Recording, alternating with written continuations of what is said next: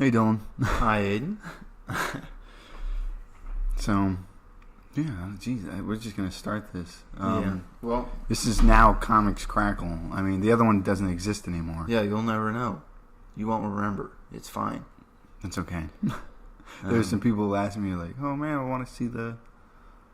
I want to not see it because you can't see anything, but I want to listen to the podcast. And I was like, oh, I had to delete it. Which is okay. I mean, I think we're going we were both very tired anyways when it happened. And there was, from what I remember, there was a lot of, like, just sitting there being like, yeah, because we were tired. I had a massive headache at that point. Yeah. You're staring at the timeline. Sorry, I'm just looking at it. Just making sure it's going okay? Looking at the little bumps, little mountains, little sound things. All right, so this is Comics Krackle. We're going to talk about comics. It's Comics Krackle with a K. I got to make that very specific. Yeah. Because I wanted to pay homage to Kirby Krackle. To Kirby Krackle and how I came up with the idea. I guess we'll go over later. Yeah. Considering something that we did throughout the week. Yeah. Yeah. But I just want this to be an itinerary. Show about comics, and I want it to be about the process of making comics because we both make comics. We work with not comics. Not professionally at the moment, but we hope to make it so. Yeah. Well, we can talk about it. Creator-owned kind of thing. Yeah. Yeah. So, I guess this will be the space where we have the intro. I'd have it beforehand. Before it? Yeah. Okay. However we edit this. I don't think it makes sense to have it after this. No, like a cold open and then... Yeah. Okay. I mean, usually if you have something like that, I feel like it's like you're announcing like a sponsor beforehand. Maybe. Yeah, we could have it now. We'll have it now. Cut now. There's the cut. So anyways, we got the little checklist here so we stay on topic. Yeah, so... Because people were telling us that we meandered too much. And then we kind of got on topic about just a book. Not even a comic book. I mean, which is fine. Like, I want it to be about a lot of things, but... Yeah. So, try and keep it focused on comics and, like, making them. Yeah. So, like... Okay, so, I guess our mission statement... I already said the mission statement. No? I mean, we didn't talk about everything, though. Okay. Is there anything else you want to add to that? Well, yeah, just, like, what we're intending to do. You know, we're going to talk about... Well, one, stuff we already talked about.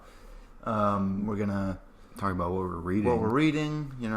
What's coming up. We're looking forward to, or shows, I guess, and comics we're working on, stuff with the biz. Hopefully, if we get more, when I get more mics, not if. When I get more mics, we can have some guests on and stuff, and we can talk about how they got started, what they're working on, how they got started, or what they're working on. Yeah, if they aren't like the biggest at the moment. I mean, we're definitely going to have a lot of our friends on. Yeah. Because they're also working on comics. So, yeah, that's it. That's the mission statement. So that's what we'll hopefully have in the coming months, the coming weeks. Yeah. I mean, you can expect to hear this.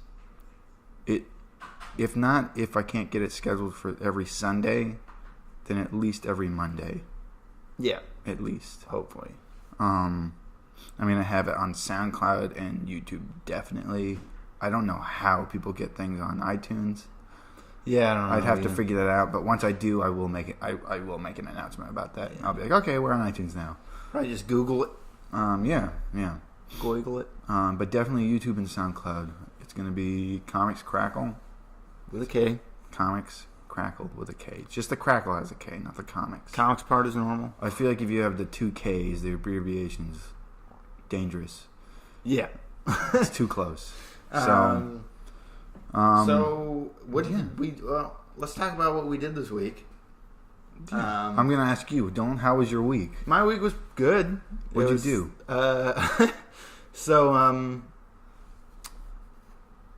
Well, there's stuff I can't talk about, obviously. So, like... Yeah. For what can you talk about?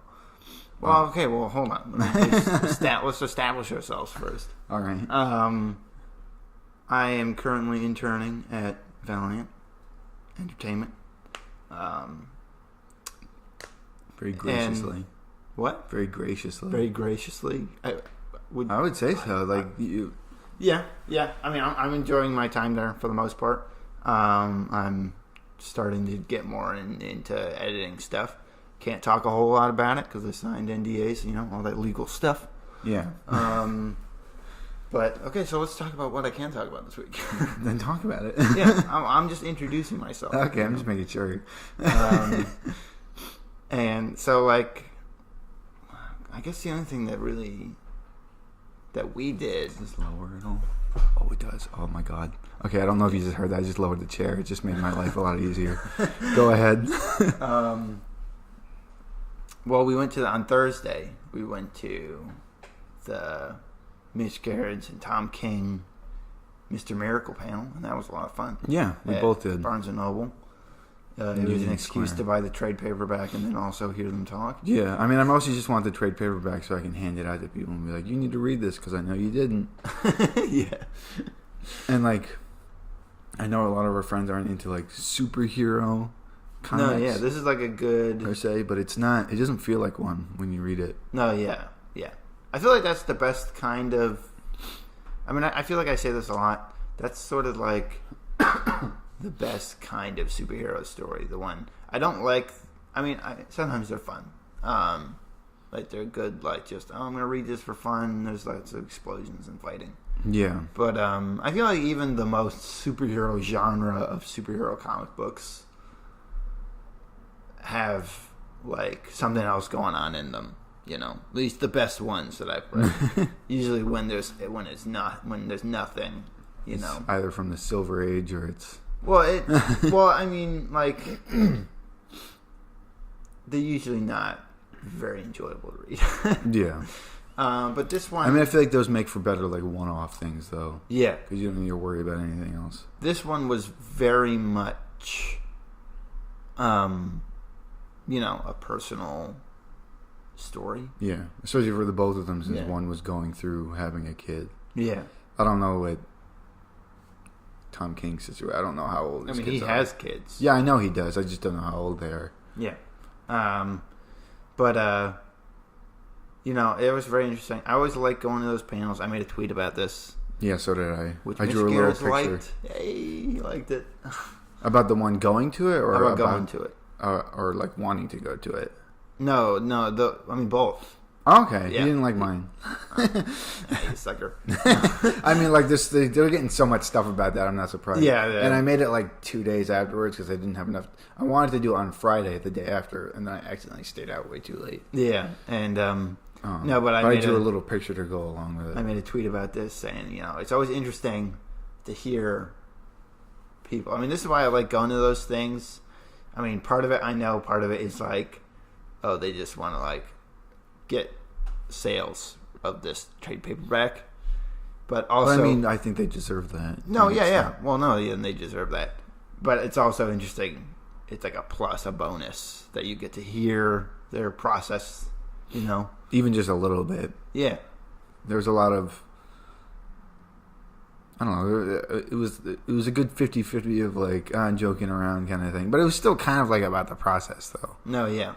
I feel like they were more joking around than the other ones that we went to. We went to the Frank Miller and Brian Azzarello with Dark Knight 3. No, it wasn't Brian Azzarello. It was one of the Kuberts. Oh, yeah. He was... No, Adam? Brian Azzarello. I thought Adam Brian Kubert? Azzarello was there. And then he might have been there, but I don't think he worked on it, did he? No, he did. He helped write it. I thought it was just... No, Frank Miller, they co-wrote it. Okay. And then Brad Anderson, the colorist, was there. I know that also. And I know. Yeah. It's Adam, right? And Andy's the one that mostly does the... No, Adam works for Marvel. Okay. Adam's the one. Why do they both have to have A names? I know. I get confused. I always get them confused. Yeah. No, Adam's the one drawing Spider-Man right now. All right. Or one of the Spider-Man. I don't know Marvel Comics. So. I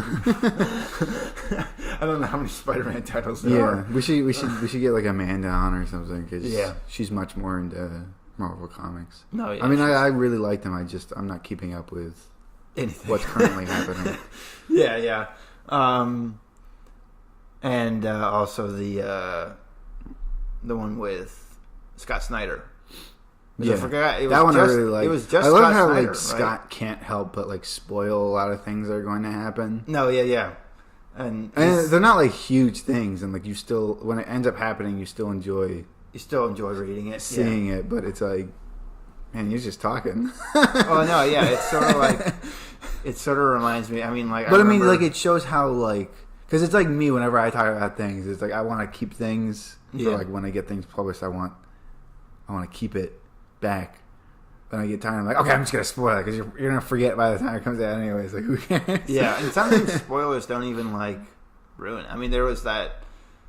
Sorry, this is a weird. Like, I just remembered this because of the spoilers thing. But you know, there's like there was a study that they did where it was like how much does spoiling something actually ruin the experience. Yeah, they found that people liked it more. Right? Yeah, people enjoy movies more when they're spoiled. Yeah, because they realize all these little, like, I mean, if the movie's good, they realize. Yeah, they can notice the craft of how they're setting things up. I guess they can focus on that. Yeah, and that's cool. I like that. No, but yeah, it's like I feel like Scott Snyder was really funny. Like when we went to the metal panel at New York Comic Con. You remember that? Yeah, a little bit. And Dan DiDio was there. Dan DiDio is also another guy who spoils a lot of stuff. He just comes in. They all just can't help it. No, yeah, and he always jokes around saying that. He's like, this is just for in the room. This is just us, even though it's being recorded. Yeah. Well, I mean, like, we get to hear it first, though, kind of thing. Yeah. Which is always nice. That's cool. Yeah. It's like when I got to see that 5-minute Aquaman trailer first, and then everyone was cheering when they showed this. They showed the suit. Yeah. That was really good. I'm glad I experienced it. Oh, you saw that like at Comic-Con? Yeah, I saw it. We were the first people to see it. Yeah, I think. It was at the Jeff Johns panel. Was I there for that? No, where he announced Shazam and stuff. Mm-hmm. Which I actually just caught up with, but we're going to get to that later. But Yeah. Keep going with your week. That's just My Thursday. week? That's one day. Oh, God, well, what else did I do? Kind of packed conversations you get. That's one day of conversations right there. God, I'm trying to think of what else I did. I mean, anything at work interesting? Anything at work? I mean, like, not like project-wise. Like, don't tell us anything, obviously, if anything. Like, oh, someone did this and it was pretty funny. You know? I mean, nothing. I have a funny story, but it's like I don't think he would like me talking about it. Okay, then. So, all right. No, yeah, a lot of the stuff in the office is like, you know, Fred, my boss, he's like, a lot of the times, anything that happens, he's like, remember, just stays in the office. It reminds people. Remember. Okay, all right. That makes sense. Yeah. I don't intern for something like that. Like, I work at a coffee shop, and Yeah. Oh, well, I mean, I guess I can talk about this. I applied for a proofreader position for Marvel. Nice. And they're reviewing my application or whatever. As we speak. As we speak right now, the mouse is looking at my application. The mouse. Disney. Marvel's like, oh, we think this guy. Disney like, yeah, show us. Mickey came over. He like, well, oh, let me see that. Who's this guy? Who's this doing? You know. Now you're definitely not getting that. No, yeah, they're gonna hear this and they're like, oh, we heard you were making fun of Mickey. We can't hire you. It hurt Mickey's feelings. It was like when I think it was Caitlin. They made a tip jar for. I want, like, my brain is like Katsucon, but it's not Katsucon. It's another thing, probably just exactly like it. Yeah. But she went to a convention and she was selling her stuff, and they had a tip jar. I think that's where they had the tip jar. Maybe it's somewhere else. Was that this weekend? Yeah. Well, that was, yesterday. It was this. It was around. I don't think it was this weekend, but it was like Friday. I think it was Friday. Maybe that wasn't the tip jar. Maybe it was just for where she works. And they went with Mika or Micah. Yeah, Mika. But they had put Mickey in like one of the, I think, Kingdom Hearts characters, maybe Final Fantasy. I mean, Final Fantasy is in Kingdom Hearts, but apparently it's like barely in Kingdom Hearts anymore. Because that was the whole point. Like, it was supposed to mix the two. Oh. See, I don't know anything about Kingdom Hearts. But Final Fantasy characters haven't shown up since like the second one, and there's been like 11 games since then. Yeah. Which is, I don't know. That's weird. I don't know anything about Kingdom Hearts. Neither do I. All I know is that the Disney whenever I have it explained to me, it's like in one ear out the other kind of thing. Yeah, I'm not super interested, so yeah. Every time I hear about it, I'm like, oh, cool, and I forget about it. Like, It's funny. I was watching. I mean, this is technically part of my week, so I'll talk about it. I was watching someone just make a review of Kingdom Hearts, and it just kind of made me wonder what like. And like sometimes my brain goes to stuff like this, where it's like, what if it's like a Smash Brothers kind of thing, but it was more of an adventure kind of thing. Okay. And like you did have like side scroller. No, not even side scroller. Like open world kind of thing. And every time you like would complete certain story missions, maybe like new worlds would like collide into the world that you're in, and like they would start mixing together. So like say you could start in like, just to keep with the open world aspect, you stick with someone. Or start with someone who's usually that. So you could start with like Link or someone. Okay. And then like, I don't know, the fucking Mushroom Kingdom comes exploding out of the ground and like it starts like mixing and stuff like that. Yeah.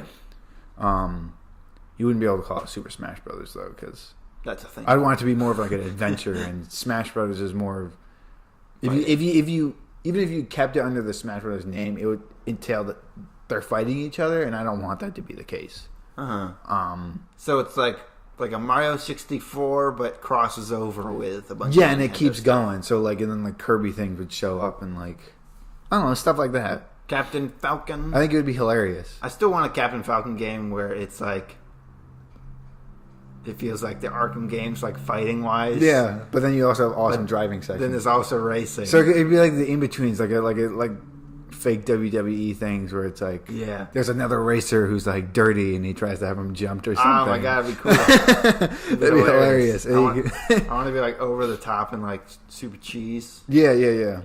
That'd be great. But then like have like mini games and stuff. So make it so like he's like in a city or something, and like he has his own things that he does before races and stuff like that. Yeah. So you go to like arcades or like gambling and stuff. It'd probably just be like a Yakuza game, but just with more straightforward fighting. Yeah. Things. I know a lot of people don't like the Arkham system of fighting. I love it. I love it too. I know a lot of people complain about it. I mean, they say it's too much. I'm like, who cares? Man, I just love watching it. Yeah. Even when I'm not playing. Like some people even say they don't like watching it. Mm-hmm. But is that all with your week?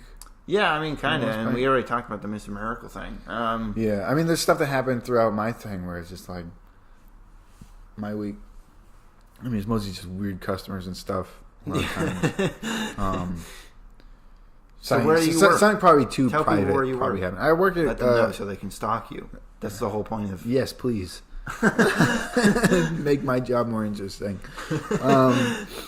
I work at Gregorys Coffee. It's a mostly Manhattan-based coffee shop. Where else? There is a real Greg. He is a real person. He's the CEO. You've met him. You have to. Like whenever you go through training, you have at the end he's like, okay, this is what our coffee's about. You meet the Greg. Yeah, the Greginator. Maybe I shouldn't call him that. I don't know. No, he's pretty chill for the most part. Yeah. He took a selfie with me the other day when I wasn't paying attention. I looked up right when he snapped it. I looked like a deer in the headlights. What? Oh, right. I was like, it's weird because he wasn't even smiling or anything. He was just straight faced. I thought he was like reporting me or something at first. Like, this is the barista. I didn't do anything, but just in case like he thought I wasn't doing a good enough job or something. I don't know. I was worried that that's what it was. He sent it to Kush. He was taking a picture for his insurance reasons. Yeah, but apparently he used to do stuff like that all the time. Okay. He's become way more busy because they're expanding. They have some locations in DC. I think 3 locations in DC and then a few in Jersey. Don't we have some in like? No, that's it. Just those 3: Manhattan, Jersey, and DC. It's weird that DC's kind of further away than the rest of it, but I mean, whatever. Yeah. He wants it to be the next Starbucks, I guess. I mean, some people like that, some people don't. Yeah. Yeah. Whatever, it's what he wants to do. That's his. It definitely seems to be working. I am of the religion because since I just really want to focus on comics for the most part. Yeah. Like I don't want it to stay there forever. My first concern is, am I still getting paid? Okay. That's all that matters. Am I still making money? That's it. I am enjoying like what I'm learning as well. Like that's just a bonus. Like I'm learning a lot of new things about the process of making coffee and all that. Now you can buy yourself an espresso. I can sound like a douche whenever I. Those things are thousands of dollars. Like a good one. Yeah, they have some like Bed Bath & Beyond. They're like $500. Nice. Which I kind of want, but like the steam wands on them, it's just like 2 settings, so you don't have as much control over it, which I would be concerned about. But if I'm just making a latte or something, I could probably make it work. So comics. What comics are you reading, Aiden? I feel like you're buying more comics because you make more money. I am out of control with the comics. I can't keep up with my comics. Yesterday was a catch-up day for me. I wanted to read more, and I was like, I'm tired. I'm tired, and I just want to watch movies or something at the moment. I've just been reading the series that I know I can keep up with, and then like everything else. That's with me as well. Like, I'll buy the things that I know I can keep up with, and there's some other things where I'm like, oh, this is new. Like, I'm going to try and keep up with it. Yeah. And I haven't. I just caught up on Shazam, which was easy because there's only 2 out. 2? I thought it was 3. Okay. There's a third one, and it's gone over my head, and I've lost track of it. He's keeping track of Doomsday Clock, whatever. What's going on? Oh, that's a thing. Oh, we forgot to write that down. We got to talk about Doomsday Clock. This is a whole other discussion. We could talk about it in our comics, like what we're reading, because we are reading it. Yeah. I guess we can talk about it first. Doomsday Clock. Let's catch up on like what we have been reading. Then let's start that. The most current stuff. The 10-year-long journey that is Doomsday Clock. Yeah. I'm really liking it, and I feel like it's worth it. I think it is worth it too. It's definitely worth the wait. Like that guy in Midtown that I keep. I work like right next to Midtown near Grand Central. That's the location where I'm near. If you're near 45th and you're at that Midtown, you're like a block away from me. Yeah. Like I get out of work, I go right there. There's a guy that complains constantly, and like you can tell the employees are tired of it too. Yeah. And he'll say some real dicey stuff sometimes too. It was like, oh yikes! I remember I was in the comic shop and he was like, very nonchalantly just saying the N-word. He's not black, by the way. Oh jeez. And they're like, maybe stop saying that. And he was like, Mom, I'm saying it with the without the hard R. Without the hard R, so you know it's friendly. And it Still like, racist. I was like, oh god. Still racist. That kind of that's what we're dealing with. It's also like he's never happy, but he goes in every week. Yeah, it's a little strange. I noticed that a lot when I go into I go to the Midtown. It's mostly like older comics fans too. Yeah. Usually men. Yep. I mean, in that way, I mean, there isn't like, and that's not me being like they don't exist. There's just not as many like older women comic fans, and I mean that's just because. No, yeah, I feel like they're usually working behind the counter.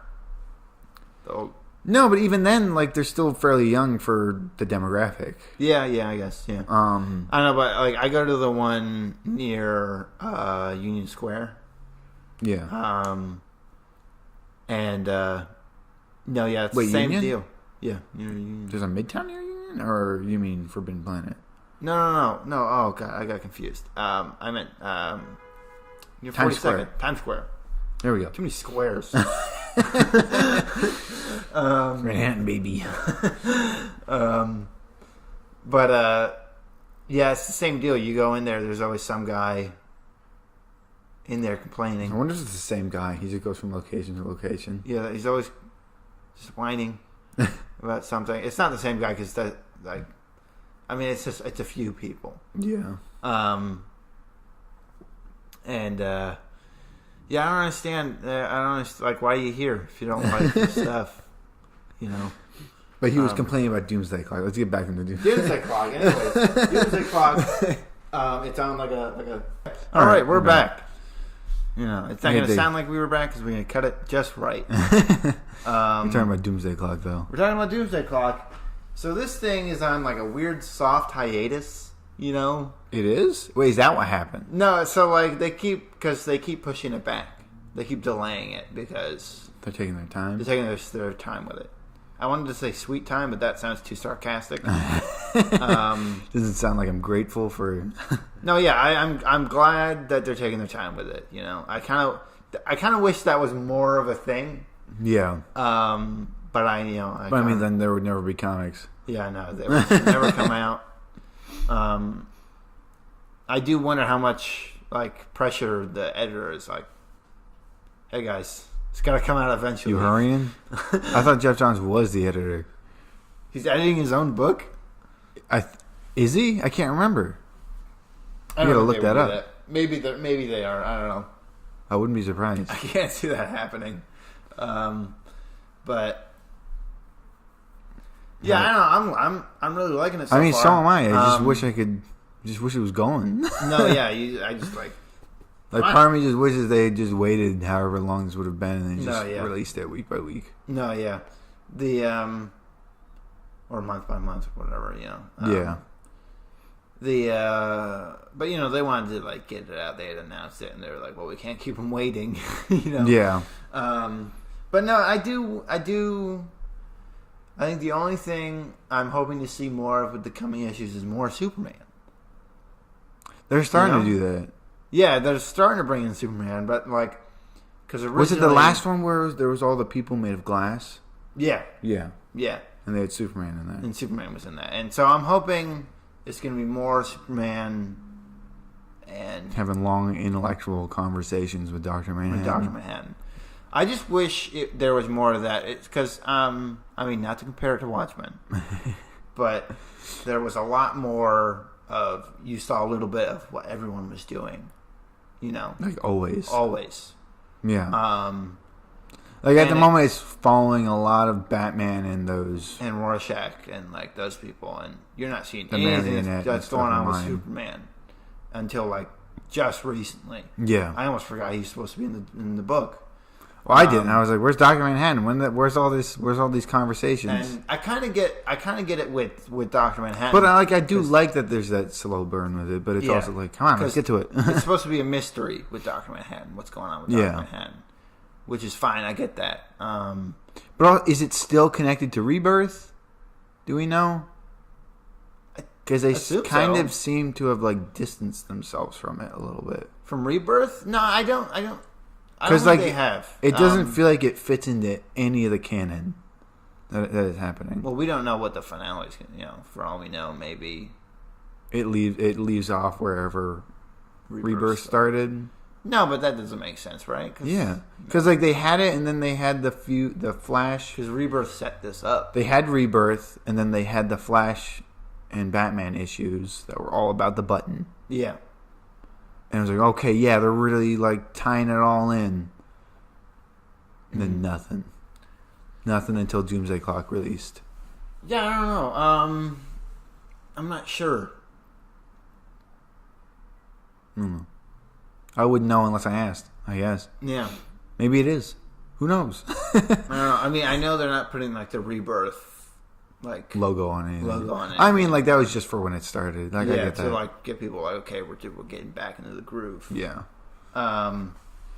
Which I was really excited. I was really happy they were doing that. I was like, did they stop? I can catch up with comics again. I was like, right. Oh my god! Oh, thank God! And then I very quickly lost track. I was buying like everything that came out when that first happened. No, yeah, that was, which was a mistake, but.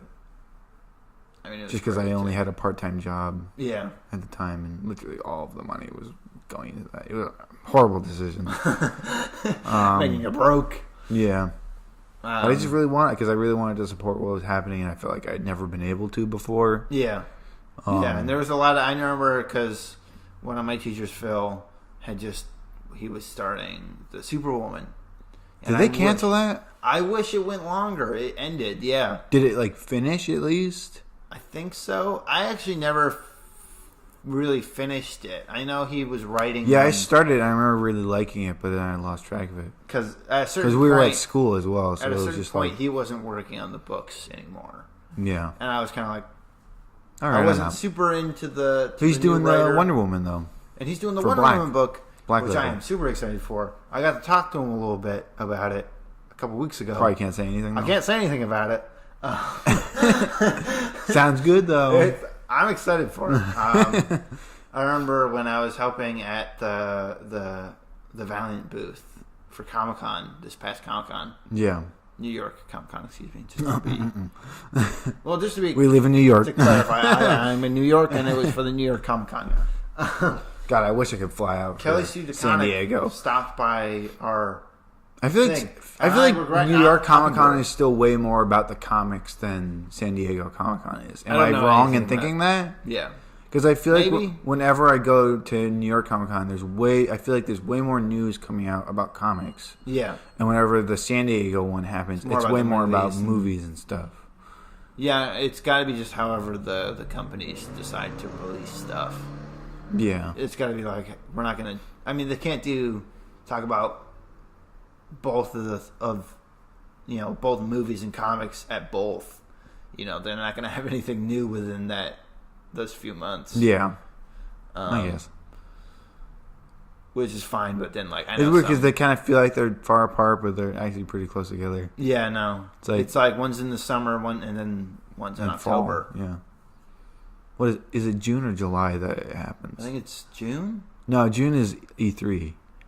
So maybe July. I don't keep track of it because I don't go to it. August, it always sneaks up on me. Yeah, it's San Diego Comic Con. I'm like, shit. 3 months apart. It's not a huge difference. Yeah. God, this last Comic Con, there was one panel that I really wanted to sit in on, but I hadn't eaten or anything. I had this huge migraine. And I just couldn't. I physically couldn't stay in the room anymore. I had to leave. I felt so embarrassed. Yeah. Because I really wanted to hear Daniel Warren Johnson talk about Murder Falcon because it was coming out the week afterwards. That's the one you're reading right now, right? That's one of the ones I'm reading. Yeah. Yeah. And I was like, "Fuck, dude! Oh, damn it!" And I had to leave.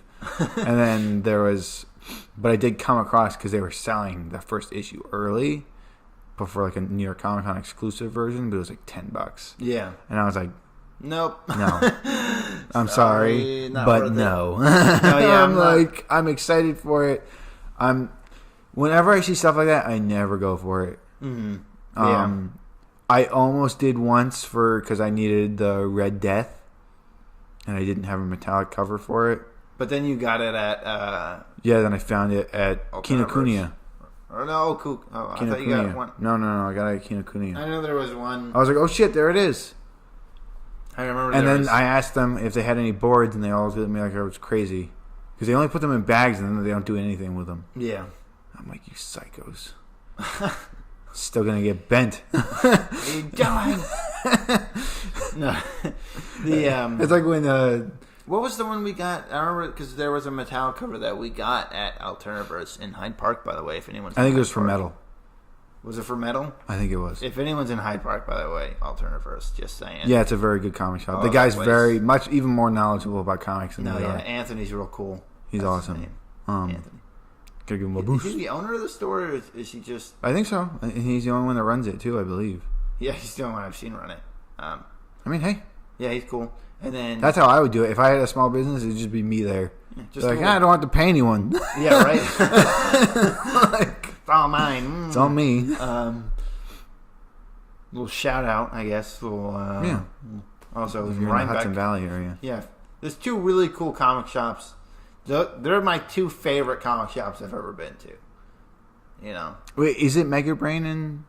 MegaBrain is in Rhinebeck. That's the one in Rhinebeck? That's the one that I visited, right? Yeah. That's the one that's real casual setting almost. They got sofas and stuff. I remember the guy at a tournament, he was worried that it was going out of business, but... I mean, if they don't find a co-owner by September, it will. I'm hoping I really like that place. I really hope they'll find someone to help run it. No, yeah. Because he had a kid, and he's like, I can't keep up with it. They both just got kids. Yeah. Newborns, so they're we need someone to pick up 40% of the work, basically. Yeah. I hope that I really like that place. I would hate to. A lot of It had a really interesting layout. I was like, "Oh, this and is they kind of just like a little downstairs kind of thing." no, going. they just revamped that, so now the downstairs area is like just for games and stuff. Okay. And there was like I felt weird going to look for comics down there with like kids learning about something, and I was like, I'm here to find pick Magic up Order. Magic Order. And it was like, No, yeah, they moved all the mature stuff to like a separate like a room, so that there's not that awkward thing of like. Hey, I'm gonna kids. pick out this thing with all these like naked women on it. No, yeah, they had to have it turned around and everything. And I was like, which no, yeah, and that's cool because they just redid the store and everything. I just God, there's so many comics places that are like going under right now. There was, I think Alturas seems to be doing. They had a signing with doing real good with Mina. With Mina. Yeah, that helps a lot. It's also just been in the area for a lot longer. Yeah, I wonder. God, I'm thinking of like talking to someone at work of being like, because they're not on our mailing list for anything. Who? MegaBrain. MegaBrain? Oh, okay. You'd be like, hey, we should get them on our mailing list. I know they had like, I think they used to be a thing. Do you have to like, maybe the store has to sign up for it, Well, I'll or just have to tell get them. approved or something? Maybe I can just tell them. And maybe I'm not sure if they buy stuff or whatnot. No, yeah, because like I know they used to be like a store that was just they would go to conventions and they sold comic books that way. I think MegaBrain was just that for a little bit. Oh, okay. And this is like their first physical store, so we might not, because I know we don't send stuff to places that aren't physical. Like if they're just people that sell stuff at conventions, we don't send people. Yeah, that's what I'm saying. Maybe there's like an approval Like we're not going to send process. standees to someone that's only going to be at a convention. Here's a whole cardboard cutout. Put it in your What room. do I do with this? Where no one can see it. No, yeah, but like You said, did you say Alturas got one of the glass cover ones or no? Alturas did get a glass cover. Yeah, Nice. and a standee. I think they got a standee, and I know they definitely got the Bloodshot like med kit thing that we did. This is all stuff that is that public stuff that knowledge, they so I can are talk supposed about to it. sell for like a lot of money, or is that like up to them? The med kit? No, this is just for their store. They can like, it's like a med kit for their store basically. The med kit was, and it's just. And it's not like an actual med kit though. No, right? no, it is a med kit. It's like a first aid kit. It's a first aid kit, and we just like put a sticker on it that makes it look like a nanite protection kit. Oh, okay. It's just like a little ad for that it was for the new Bloodshot story that we were doing for Bloodshot Rising Spirit. Which is out, so you can. Which is out. So Yeah, no, I can talk about that. I think Maybe they got not. a live wire standee. I think. That's also out, so I can talk about It's a very that. small store, so I'm just wondering where they would put that stuff. No, yeah. I'm not sure. I mean, I'd have to ask him if they got it. I mean... Yeah. Did you ever get that standee? Yeah, but the store's so small, so I just have it in my room. No, yeah. Oh, and they also got for the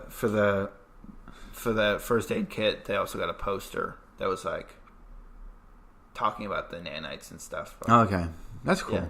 And it had Cool like a little chibi type Bloodshot. With a gun, very angry chibi. No, yeah, it was, I just... God, okay, I gotta talk about this. This happened to me this week. Okay, I there we got go. tricked by like a... I hate going to certain... Sometimes I'll like open a new tab on my phone and I get like suggested news stuff. Uh-huh. And usually the first ones will be something comic book related because, my phone is like, hey, you like comic books? I know you like comic books. Recording everything you do at all times. And one was about... See, part of me, when I first read it, I was like, okay, this seems like a legit article. And it was like, talking about something that happened at Comics Pro with DC. DC was worried about, DC's cutting back a lot of their titles, apparently. I think, is it Titans getting cut?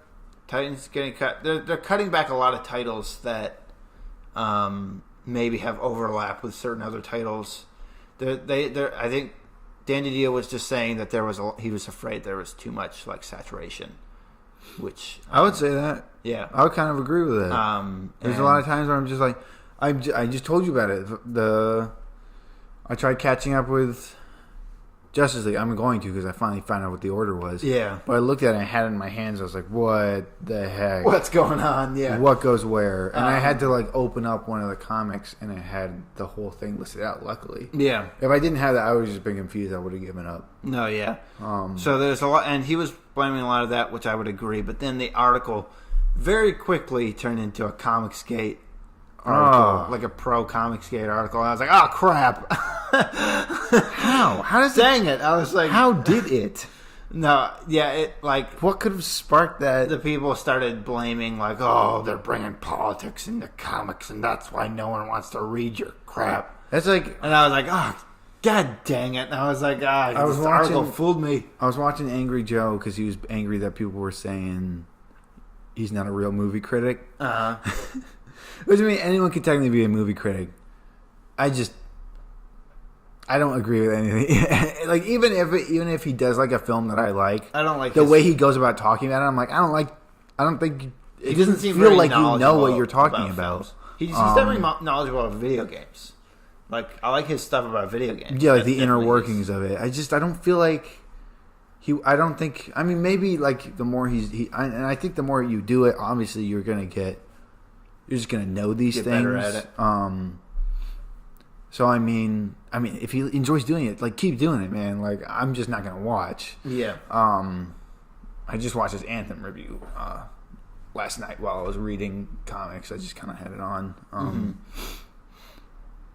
because I knew it was gonna be him angry most of the time. Yeah, because I mean, I hate saying that I especially love going to his reviews when I'm like, oh man, I've only been hearing crap about this. Let's go. Yeah. But, and I hate this because it's not a real argument when you're talking about this. Because they were talking about future Star Wars movies, and he was talking about how he had reviewed The Last Jedi and like said that it started somewhere, but then he like dropped it down to like a 4 or some shit. And he's like, because I turned out to be right about the film later. And he's like, because I wasn't thinking if it was a Star Wars. I hate that fucking argument, by the way. What? Like it didn't. It's a good movie, but is it a good Star Wars movie? I fucking hate that argument. It's a Star Wars movie because there's lightsabers and Jedi in it.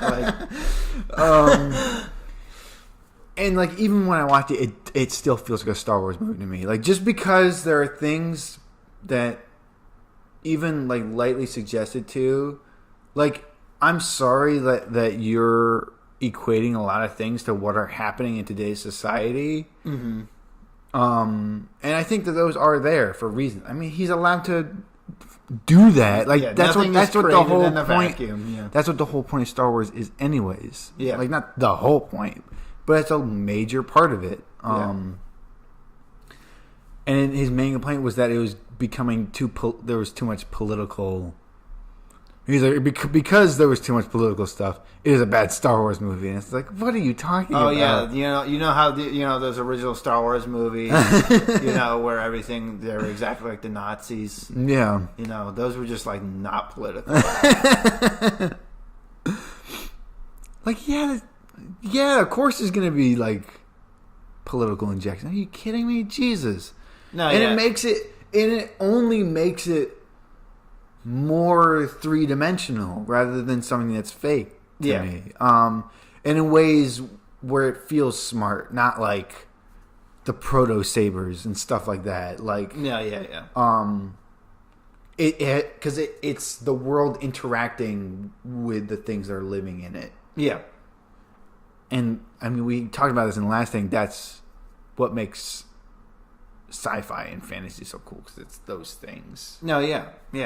That's what it is. I don't know. And like even when I rewatch it, I'm like, I see what you mean, but I don't see why you're angry about it. Like, I'm No, not like, ooh, yeah. Like, whenever I see that, I'm not like, ooh, yeah, you tell them. Like, I'm just like, okay, yeah, that's what's happening. Yeah, that's the world. Okay, yeah, sure, keep going. Yeah. Like that. Like, I'm like, You're reflecting. you're what's too going on caught right now. up in like what's happening. This is supposed to be an escape from what's happening, like in today's society.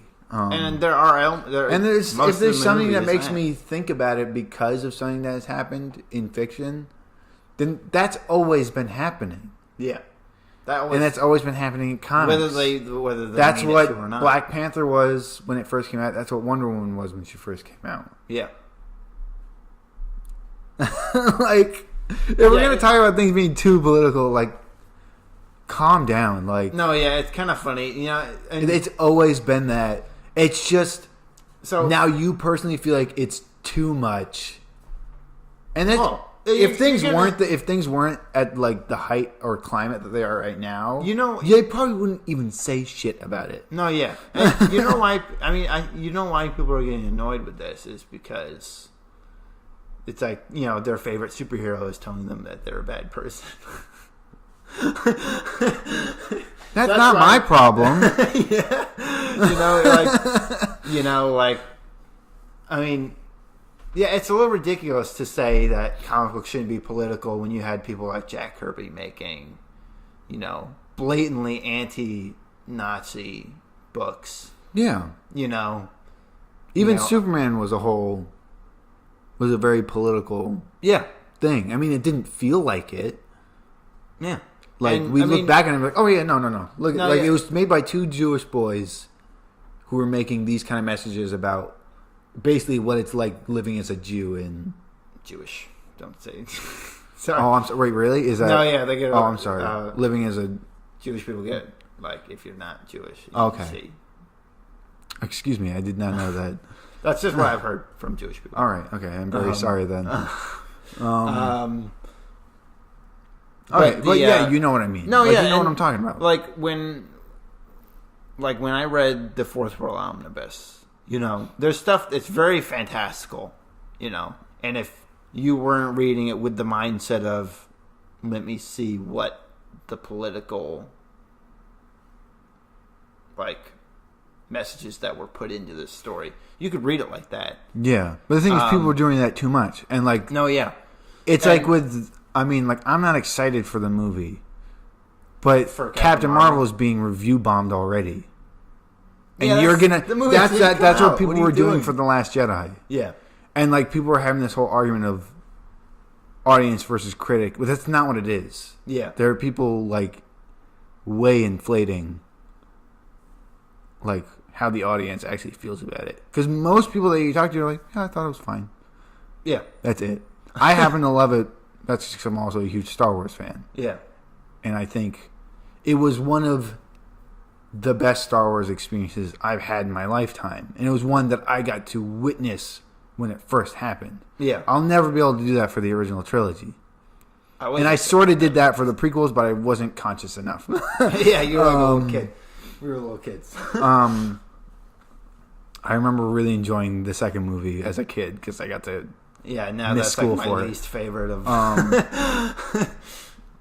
But I don't know. I think it's like the best of the new ones kind of thing. And like, I don't. I'm getting off on a tangent kind of No, thing. yeah. It still has stuff to do with Let me talk nerd about this things. site, though. though. This website that I mentioned, where It was so- still kind of about that. So like, let's keep yeah. going So on. this website, just as a warning to anybody, What was it called? these What was the name of the websites- website? it was like Cosmic News or whatever. All right. Yeah, it's a call out post. I'm calling you out. Cosmic News. I don't care if you don't like me. But it was very sneaky about it. I feel like if it was someone that wasn't aware of that stuff, it only got really blatant at one point when someone said, "This is what Comicsgate is about," and then all of a sudden I was like, because at first I was But reading like the in article. defense about it. No, yeah. Okay. It was some artist who was like, "This is why. This is the reason for Comicsgate, because we don't want to see comics go down the drain. We don't want to lose business." And a lot of times it's these artists that aren't being hired No, yeah, and they're like So pissed off. they're just angry. No, yeah, That's literally all it is. and They're angry and they want to be sexist. I mean, I'm not even gonna like say. I mean, Marvel's being a little weird about it, about that whole situation. They're just anyone that goes. anyone that chooses any side, they're like, "Oh, you're gone." No, yeah, because that just happened recently with an artist where he was like calling out Comicsgate people. Which one? Oh God, I can't remember. I mean, some of them, like Bill Sienkiewicz, is probably he's too big to. No, yeah, they're not gonna tell Bill Sienkiewicz. I don't think he's doing anything, but I know he's doing a cover And for Batman. Bill Sienkiewicz doesn't have like a contract with him. I think he's just freelance. Okay. But he's you know, so like, big he can do that. No, yeah, you know, like, and I mean, there's these people, you know, like with the diversity in comics that haha, so funny. It's the most ironic name. Yeah. I mean, that's okay. Fuck that guy. Sorry, like. I know we said we didn't want to be like super negative about this, and Well, I mean, but like, this I is feel like we are being very positive about comics, but if there's anything to be negative about, there are people who are trying to hurt the good things, yeah, and the things that are very inviting to people that aren't just straight white men. Like, yeah, right. And like they're angry about that for some reason. It doesn't make any sense. No, yeah, it's stupid. It's like I remember. I think if there is anything to be negative about, like we're not talking about the comics themselves and not bashing them, but it's just like these people that are already hating what's happening. No, yeah, and they're never happy, no matter what. If there's anything that's hurting comic books right now, I feel, and I've talked to a lot of, especially girls about this. Like girls or women, like women, women. We're in that weird middle area. Where like people our age, like, do we call them girls? Because I used to my age. Women was like for like people that are older than me. But now I feel like we're like significantly we're grown adults. Yeah. But like one of my coworkers, Danny. I guess she's not really a coworker. She's actually full time. Yeah. But. She worked at a comic book shop, and she would get, while working behind the counter at a comic book shop, people would come up to her and say, "Do you actually read comics?" And of course, she would have to school these people. She probably knows more about Batman than I do. Yeah, and I fucking love Batman. But I fucking love Batman too. I will admit, I'm not the most. I'm much more. And this is the thing. This goes with the fact that we work in comics. I'm much more into what I'm doing. No, yeah, personally, yeah. Now I'm way more invested like, in that. Yeah, I mean, I do really enjoy reading comics, and I'm definitely there are certain things that I love. I have approximate knowledge of like what's happening currently, and I have approximate knowledge of past things. But we're more worried about like what I'm working on. Like my and I feel like a lot of people that work in comics, unless they're writing a specific comic, they'd probably tell you the same thing. No, yeah. Like, unless they're being told, like, these are where things are going here, these are where things are going here, this is what you need to worry about, kind of thing. Yeah. No, but, so, like, also, what I was saying, the thing that I feel like is most hurting comics at the moment. Also, there's another, one of the new interns who works with me, Baron, same thing. She was really into manga, right? Yeah. And she's trying to get more into Western comic books, like American comic books. And every single time she's reading a book, she gets the problem of like people, like guys coming up to her and saying like, "Do you even like know anything about these characters? Like, you shouldn't be reading this book if you don't know it." Like, that's how are so you ever backwards. going to find out? That doesn't make any sense. No, yeah, and this is what I feel like people in a lot of comic book shops feel really uncomfortable. It's very like gatekeepy. No, yeah, I've noticed. I've even gone into comic book shops that I've gone into, and I'm like, I don't feel comfortable here. And I'm a person who likes comic books. Yeah, you know. I hope to make them.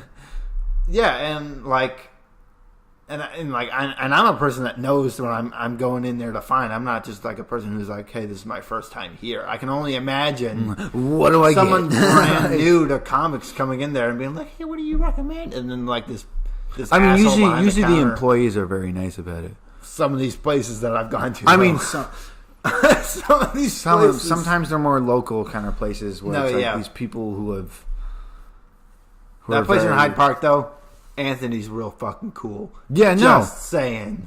That's why I recommend. He's awesome. He is like the gold standard of what I want. And those people, like, and the people at MegaBrain, like gold standards right there. They'll tell you anything that you want to know. That is a pinnacle to reach for me. They're super nice about it. They're never like, you don't fucking know this. They're like, oh, you don't know anything. Like, let me introduce you. Like, let me kind of give you the rundown of what this is about. Like, yeah. But some of these people, like, what are you doing there? Why do you own a comic store if you're going to get annoyed with anyone that asks you questions about comics? Why do you fucking know this stuff? It's like, I'm not going to name my name because I do still watch this stuff. I'm just, every time I've had a question, I'm like, I should ask him. I should ask him because he's a big tech YouTuber. He'd probably know. He's always super rude to me. I'm just like, damn it. I've given up on asking. Yeah. He's always just like, that's what Google's for, or something, like just very snooty. I just want your opinion, dude. I'm like, dude, you search something up in Google and like you get like a billion different recommendations. You read through like 10 of them and they're all saying like different shit. Yeah. Like Contradictory stuff. I just want your opinion. Yeah. Because I like your stuff. Like you seem like you know what you're doing. Just how long does it take to type out a fucking tweet that says it? Yeah. Like, check this. This is a good resource. Yeah. And the time that it took you to like give me this smart ass answer. No, and that's what I feel like is really like. I feel like a lot of these probably small. I mean, okay, I don't want to generalize. I'm rescinding that comment.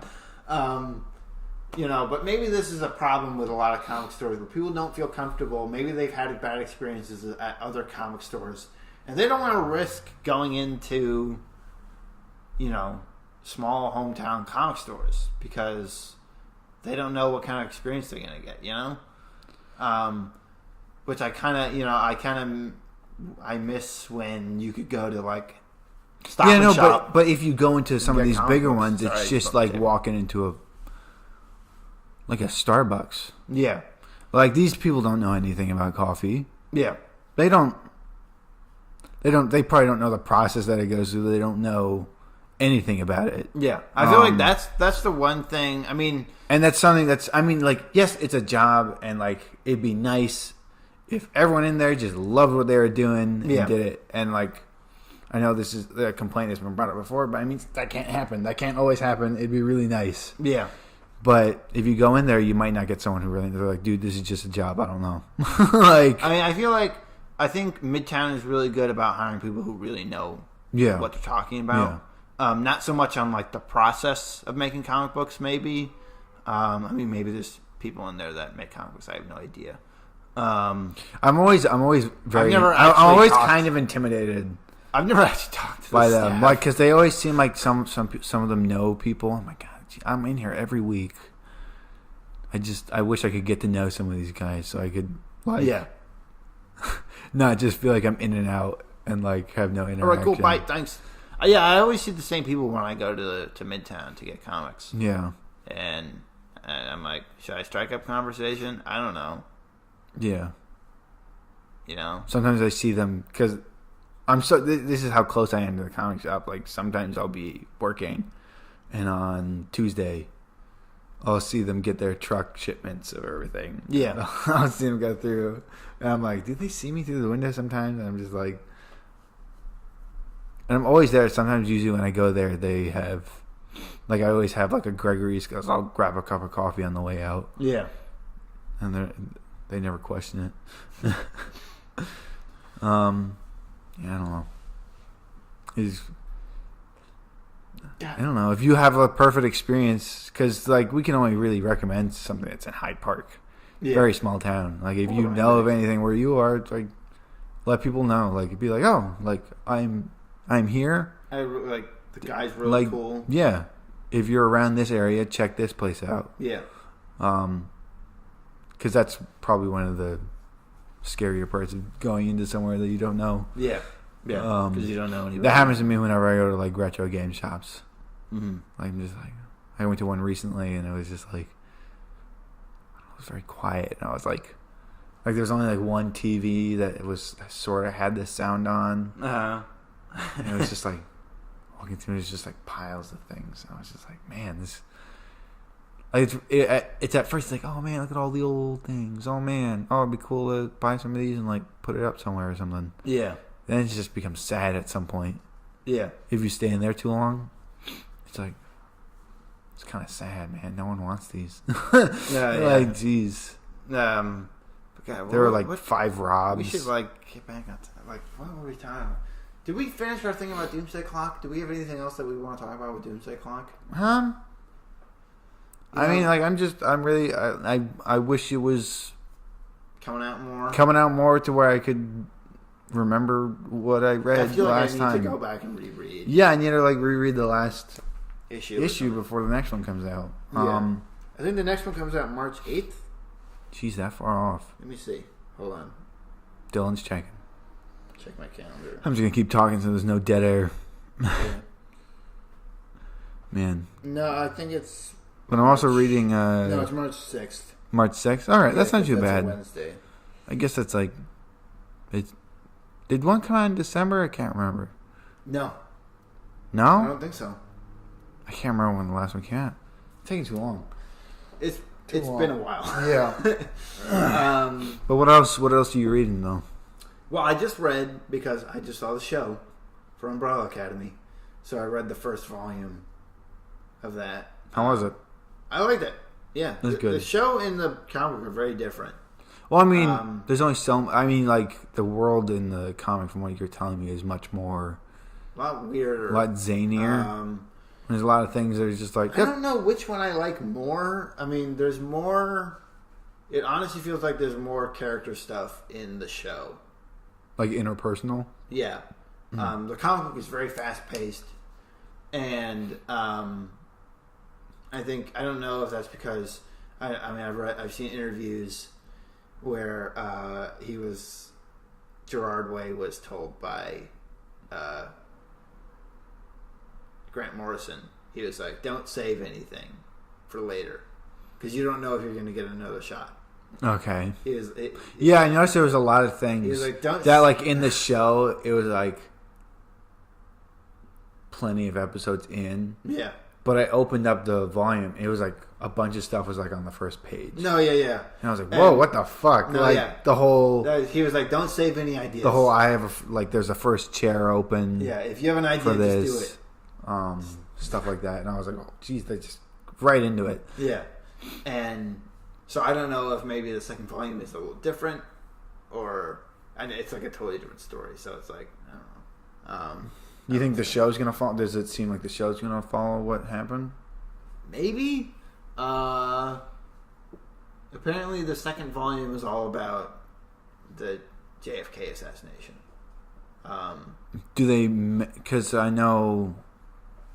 Not close enough to this mic. Yeah, I think you are. I know the brother went... He saves everybody. He went to the JFK assassination. Yeah. He was the guy as the old man. Who was supposed to be... Who was supposed to do it or something. Yeah. But then he doesn't. Mm-hmm. So, like, does he go back? Like, was he already there in the comic? Like, did he do that in the comic? Was that also in the comic? He was supposed to do that? Yeah, so, like, in that universe, in the comic books at least, I don't know about the show. I can't really... See, because the show, I feel like the world didn't feel too much different from, like, right now. Yeah. And in the show, it was supposed to be that JFK never died. I mean, in the comic book, JFK never dies. I mean, is that what makes the world so zany? Yeah, it's like a little different, you know. It's because things happen so differently that... And in the show, I don't know, because I don't want to spoil too much, but it's in the comic, so I mean... And they only ever allude to it, but... He's an alien. Yeah, I think they the guy's an alien, but like, does that mean that the violin is alien technology? I don't think so. That's for power, but like, no, because they show he has it on his planet and then he leaves with the violin. Yeah. So are they saying that the violin is alien technology? Because then he shows up in a time period where I'm like, I'm pretty sure the violin had been around by the time he shows up. Yeah, I don't know. I'm not sure. Yeah, that was. I don't know. That's it. That's all I got. I don't know if that's in the comic books or anything. I don't know. On that subject, on that violin subject. I just read the first volume. I don't know. I like both the comic and the show. I like them for different reasons. Yeah, I like the show. I really liked it. Yeah. It not completely, but kind of reminded me of Doom Patrol. But I think it's just because they're both happening at the same time. Yeah, because they're both like superhero teams that are a little weird with a very strict leader. Yeah. Umbrella Academy more so, but in that one be. Titans episode, that one guy who was like much stricter, but then they changed him, and now he's a lot more like caring. It feels like I mean, maybe that'll change because like in the comic book, spoiler alert, the chief. It turns out that the chief orchestrated all the accidents. Yeah. It does sound like he has like hidden intentions already. Yeah. Like, but it's not like, on the nose. Not everyone's talking about how much they hate him, kind of thing. Yeah, it's not like. I feel like the only reason it was like that in Umbrella Academy is because they were kids, and then they had to fucking live with that. It's very like it's very obviously X-Men situation. Like, was what Xavier was doing actually good for these people he was taking care of, kind of thing? Well, I feel like Xavier's a good guy. Yeah, I know, but like you think about it, he's basically sending these people that he's supposed to be taking care of off to war. Yeah. Like, like even if he has good intentions, like, what's up with that? What does that do to someone? What are you doing? No, yeah, it was. But I feel like Xavier gives people more of a choice. Like, do they want to be part of it's very much more. Like, do you want to be actually part of the X-Men team, or do you just want to go to the school to learn how to use your powers or whatever? And then Doom Patrol came out a few months before the original X-Men. Yeah. So some people think that, which I just learned about recently. Yeah, through the Variant or whatever the channel's called. Variant Comics. YouTube. With Eris Quinones. Right? Did I say that right? Yeah, I think I believe so. He talked about it and I was like, oh, shit. Yeah. I was going to say a joke, but bad timing. Like, not good timing at all. Yeah. Yeah. I'm sure you can guess where I was going with that. There's nothing wrong with saying that maybe Stan Lee got some of his ideas for the X-Men from that. Maybe because, they were friends. Well, I'm just talking about the way that he seemed to run things just in general, even when he was working with people within Marvel. Mm-hmm. Yeah, I don't know. Credit-wise is what I'm saying. Yeah. Yeah, there's always some sketch stuff with that. That's a whole separate thing. Like it would be bad to talk about it right now. No, yeah. I think that what he has done for comics is a lot more important than that. Yeah. So that's my take on it. Yeah. Because he has made it a thing, like a household thing, and something that can open kids' imaginations and stuff, and something that they can go to. Yeah, and that's cool. Yeah. So what else is going on? Like, what else? What else you? Shit. What? You know what I'm trying to say? Do I? Identity Crisis. There you go. Identity Crisis. That's awesome. We were talking about Tom King earlier.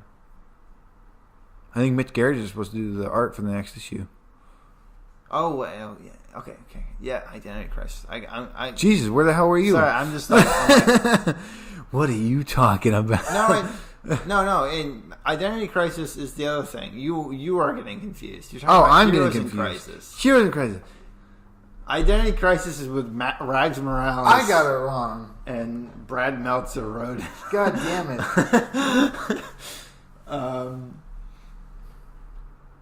Well, it is partially like identity charged. Yeah. Still.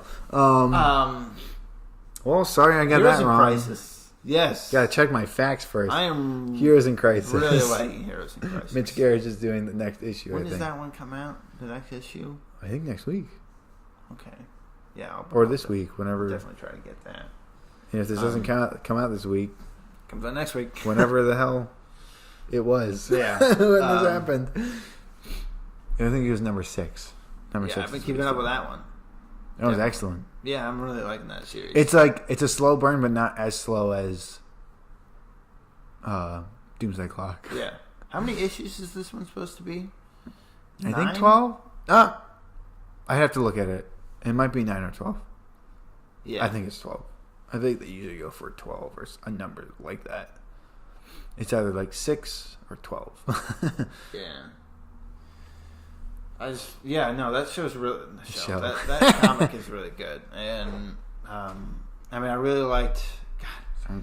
So part of me wishes... they've been getting good artists for it. They've been switching off with Clayman.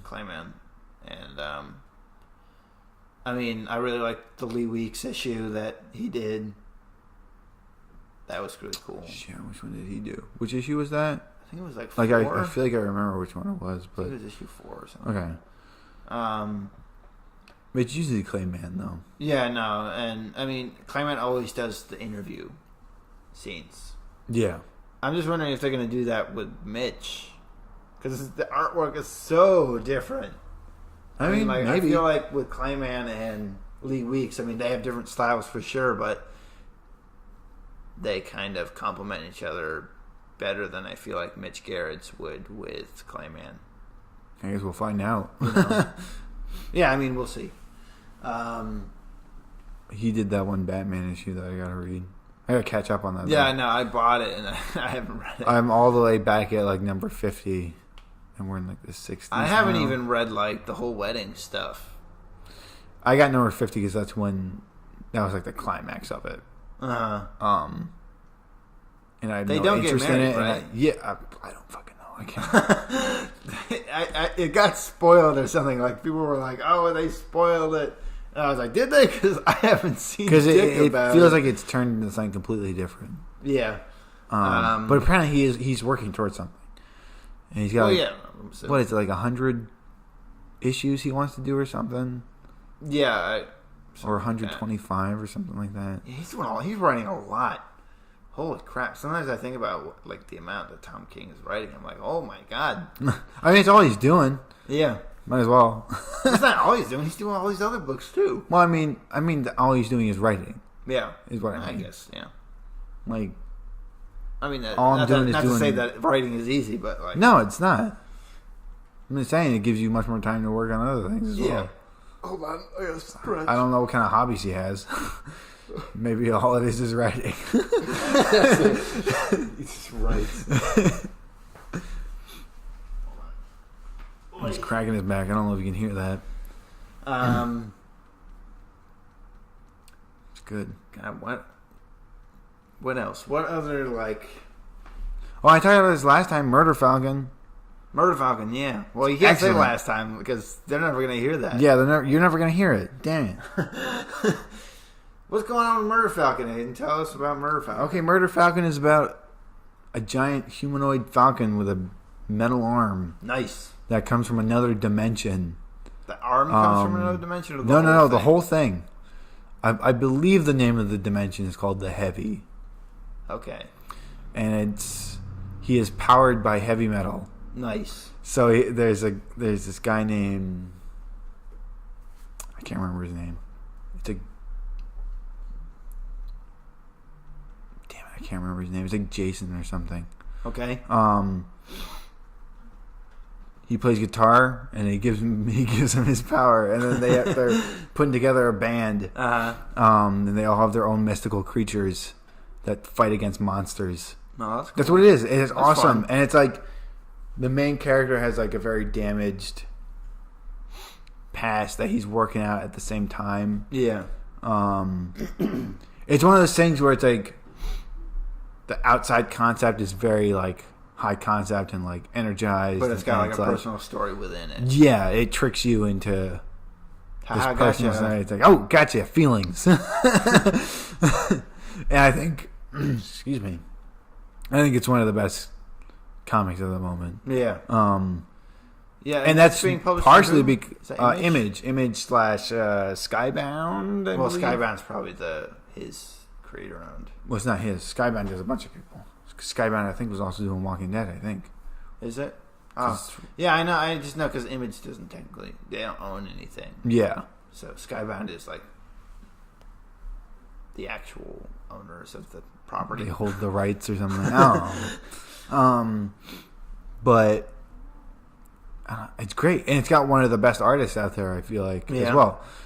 And who's the artist again? Sorry, Daniel Warren Johnson. Daniel Warren Johnson. I was seeing Daniel Warren Johnson, and I was like, "Is that an actor? I can't remember. It sounds like an actor." Isn't it?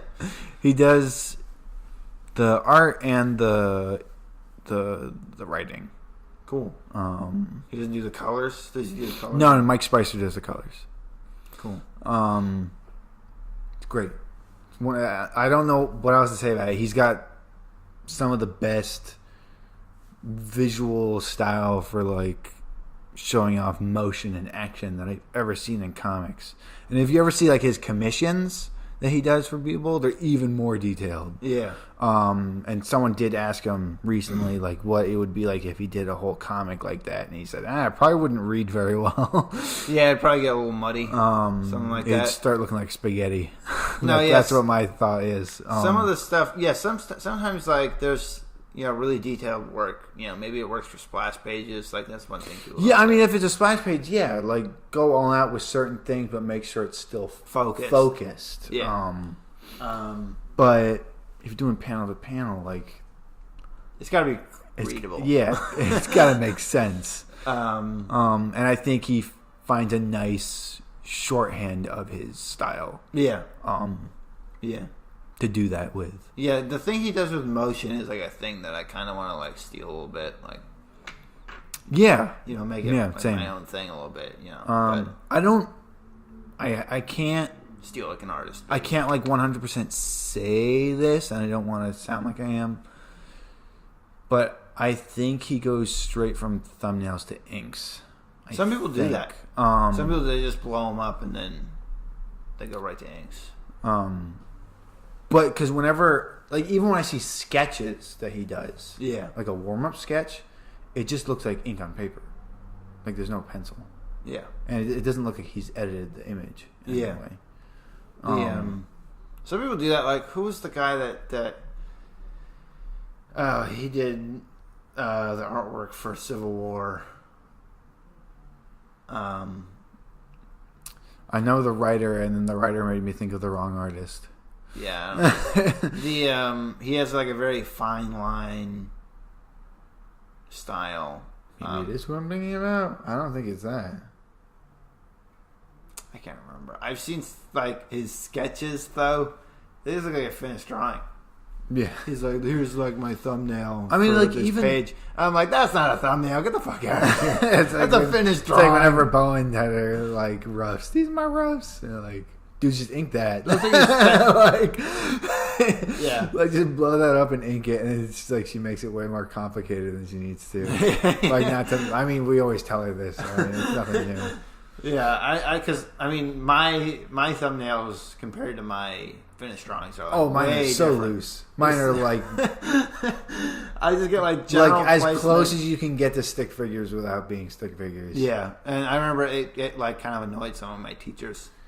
I had a teacher who told me as long as you can tell who it is, it doesn't matter how simple it is. I mean, like with Carl and Joey, they didn't care. Yeah. They were like, that's fine.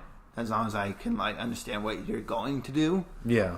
But some dudes are very adamant about you blowing it up and then just tracing it, right? No, yeah. So, like, I remember with Lauren Weinstein, I love Lauren. She's really cool.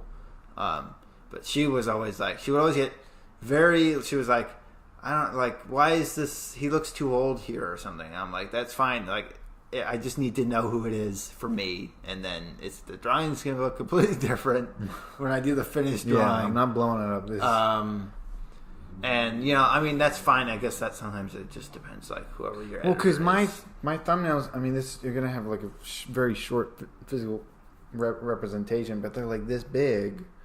Yeah, it's like... And I draw them, like... Especially with what I'm doing right now. Yeah. To give you an idea, it's, like, 2 inches by 3 inches or something like that.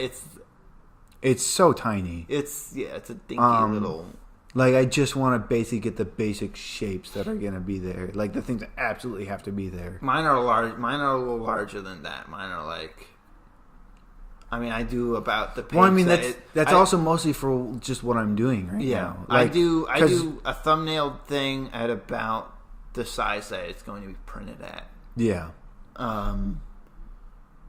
But... That's much bigger than what I'm doing. Yeah. And, I mean, they're still really loose. Yeah. Drawings. So it's like, you know, it's whatever. And I've been getting way more into, just to like talk about my process, I've been getting way more into Marvel method. And when I was talking to Phil, you know, I showed him what I was doing. I found out I was doing it a little bit wrong. So I would like thumbnail a panel and try to think about at the same time what they were going to be saying in the panel. Not the way you're supposed to do it. Yeah. Not at all. You're just supposed to draw the pages. Like, I know the basic actions. Just draw them right out. So, the first part was correct. I did the basic actions for each page. I wrote that out. And that's like my script, quote unquote. And I should just draw the pages. And that's what I'm doing from here on out. I'm just going to draw the pages. And then... worry about doing dialogue like when I'm done. Yeah.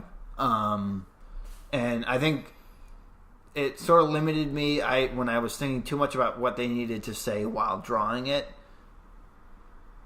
my pages became like repetitive and boring, like the layouts. Yeah, that kind of happened. Like that's why I like scripting it out. I was thinking less visually and more like, oh, what are they going to say here? And can I fit it? Like, yeah, you know. I mean, that's partially why I like doing scripts, like full scripts, because then, and if it's my own, and if I already know where things are going, like sometimes I can read it, and I'm like, okay, that's too much talking. Yeah. Or like, okay, that's too much here. And like, because I'll do a thumbnail quick, and if it looks like it's getting too cramped, I'm like, okay, no. Yeah. Like, someone's saying too much or something. Or we can like combine things somewhere else into a bigger panel, something like that. So that's generally what I do usually. Yeah. I don't know, it's kind of, I feel like I'm not explaining it the best way, but it's like, I don't know, like you read it and you're like, no. Yeah. That happened a lot with... It's just like whoever I mean, I just was doing this because part of me, it feels a little too... I'm very bad at writing. I mean, I can write a script. I know the format and everything, but it's like... You feel you sit there for too long? It's a little bit of a slog, and sometimes I can't get myself to do it. I mean, that's why I like doing what I'm doing right now. The project that I'm doing. Because I really just have to worry about what someone is doing action-wise, for the most part. There are people who talk, and I'm thinking back on I've been thinking back constantly about how I wrote my second issue and whether certain conversations that are very similar are happening too close to each other. Yeah. Or if they are starting out the same way too similarly. There we go. So I'm just like once I get there, like once I print it out, I'll make those changes where they need to be. Yeah. But I did try and space them out by lots of just walking and scenery, which is the whole point of the comic. I mean, I'll get into that a little bit in a little bit, but yeah, I mean, like, so like Yeah, it was just like doing it this way was more. I mean, like I know what I'm gonna do, and I know the story I want to tell. Yeah. But then I don't need to worry about like dialogue until after I do all the action. Mm-hmm. And I don't know, it's just like looser. It just feels like, Yeah. like more like okay, And it happens with. They each have their own What problems. the hell I was trying to say. And I can read a script. If I script something out and I like thumbnail it a certain way, I'm like, okay, yeah, everything's in boxes. But that's all it is. It's just everything's in boxes. Yeah. And I'm like, how long can I do that for before someone gets bored of what the hell I'm putting in front of them? So especially recently, like even though it's something that's not tied to a script yet, I've been thinking of different visual ways that I could set up pages. Yeah. And still have panels, but even in some cases, just very simple ways. Yeah. I mean, that's one of the things, like, when I showed my comic to Phil and he was, like, showing me different things. I went back and he was only able to show me a couple of pages.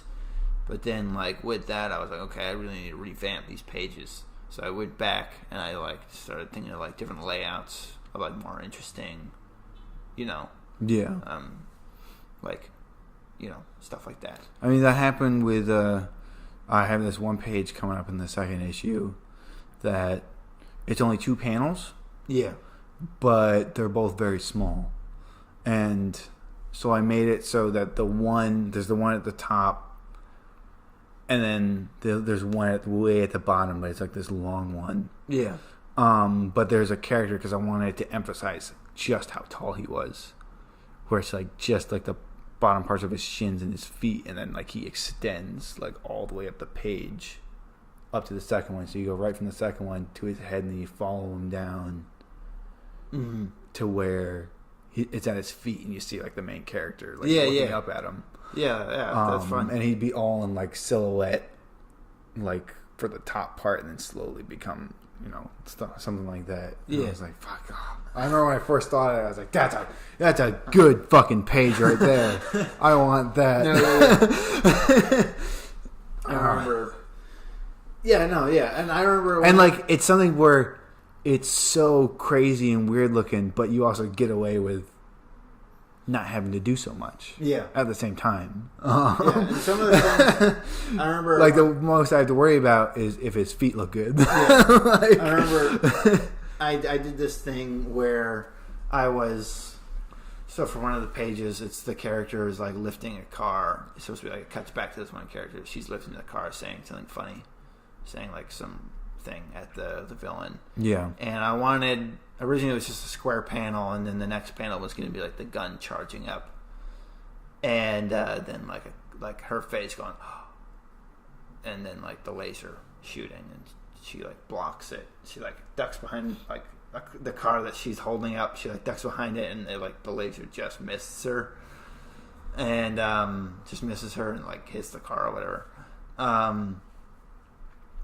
And originally it was too many medium shots, except for the gun, the close up on the gun. It happens a lot, especially if you're having like a conversation. It's like, I don't know what else to do except this. So so what I did was, the top panel was a circle panel. I know that's like one thing. Remember Nick Bertozzi? Yeah, he's no like, circle. I fucking panels. hate circle panels. But I was like, where do you go? Like, you just stop. I made the I want to make the circle panel look like a reticle, right? For like a gun. For the gun, yeah. Okay. And it's like in I mean, if you're doing something like that, I feel like it makes a little more sense. In whatever vision, it's supposed to be like a POV, and then like since that's a circle, it takes up less space. I can have the gun, the close up on the gun with the whole arm, and the body's like up near where the head is near where the circle panel is. So there's like some relation, like, oh, that's what he's seeing, There's like that on top of it. So it's like a close up of the arm, and then right next to it's like the reticle or something. So like there's the arm, and then like here's like, okay, I gotta describe this visual. I'm showing this to Aiden, and you guys can't understand this. so there's the gun on the right side of the page, close up on the gun. Yeah, it's like foreshortened, so that over on the left side of the page. Did I say that right? Right side. Yeah, left side of the page is where the circle panel is with the reticle. Okay. And that's also kind of where the head is supposed to be. It's like the head's gonna be behind that panel, you know, because the like focus, partially or completely. Partially, like because if it was completely, I feel like it'd look like her head's on top. no. It'll be like partially. Okay, yeah. You know. I mean, it's like the villain in this, like thing mostly covering his aiming eye or something. Yeah, I mean, like the villain in this is like a big robot. Okay. And its head looks a little weird, but yeah, it'll work. You know, the way I drew it out. And then the next panel is an extreme close up on just the eyes. You know, like a very thin, long panel. Bad guys? Of her eyes. Oh, her eyes. Her eyes. Going like, oh, crap. You know? And then wide panel of her with the car. You know, blocking it. And then I wanted there to be a sound effect. And originally I was going to have it going with... The laser? With the laser. The laser. But Phil has been suggesting this thing to me. Where I make the panel... I'm going to try not to do it too much because I don't want to like kill it. The panel, where the panel, the shape of the panel looks like the sound effect. You know. Okay. Yeah. Yeah, that could work. So that's. As long as you do it right. But as long as you do it right. Yeah. So that's what I'm working on. Nice. Is there anything else you're working on, or is it just? And that's pretty much all I have going on right now. I mean, I always got like. Do you want to explain the main premise, or do you not want anyone to like steal it? I don't know. Like, I mean, I guess 'cause this can kind of act as like, hey, I talked about this on this date. Yeah, true. Yeah. You know. So, and you know, my idea is basically just like. A husband and wife duo get superpowers, and the wife has super strength and like a little bit of a healing factor, and the husband is indestructible. He cannot die, but that is it. That's the only power he has. And originally, the way I thought of this thing was because I thought of how hilarious it would be, because I was like, you know, invincibility or indestructibility is always paired with something. You know, they're never just indestructible. Like just uselessly. And I thought about how funny it would be, because there's still things you have to worry about. You know, because you're not. I mean, yeah, you're indestructible. If something lands on you, you won't die, but you can't get it off you. Yeah, you could get stuck, or you know, you could still get like thrown. Or blasted away from the situation. You have to get back, you know, with your normal running, with just a normal running, like. So I don't know how funny it would be, you know. I just thought it'd be funny, kind of like Looney Tunes, where they're indestructible, but there's still things that are like, I mean, not, obstruct them from like obtaining their goal. Yeah. And then I thought how hilarious it would be to be paired with someone who's really strong, who could use them as a weapon.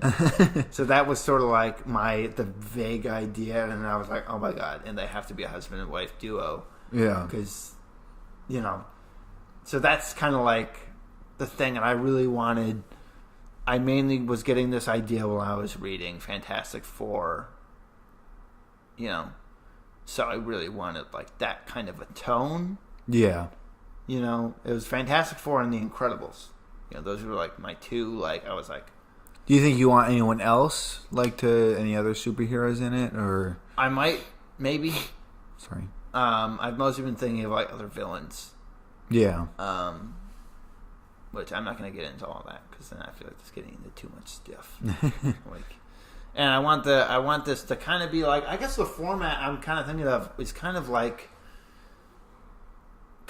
what Umbrella Academy did, where I have an arc and it's going to be so many issues, and then that's it, and then I guess the trade comes out, and I don't know if you would consider a trade or a graphic novel, you know? Yeah.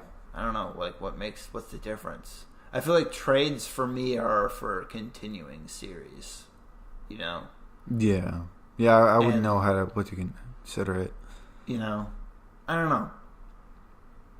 But it's going to be like a finished story beginning to end.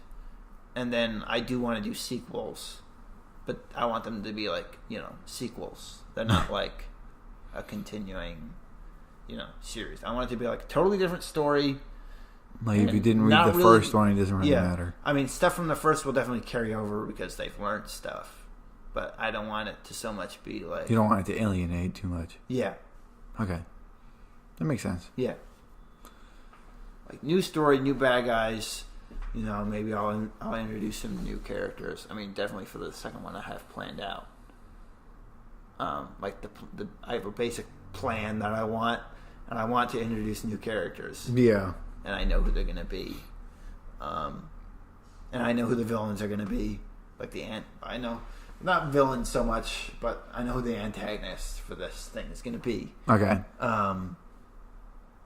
But yeah, and I have like a bunch of other comics like that I keep like planning out. I'm like, and there was one that I started in Joey and Carl's class, and I'm like, I feel like I could do this better now.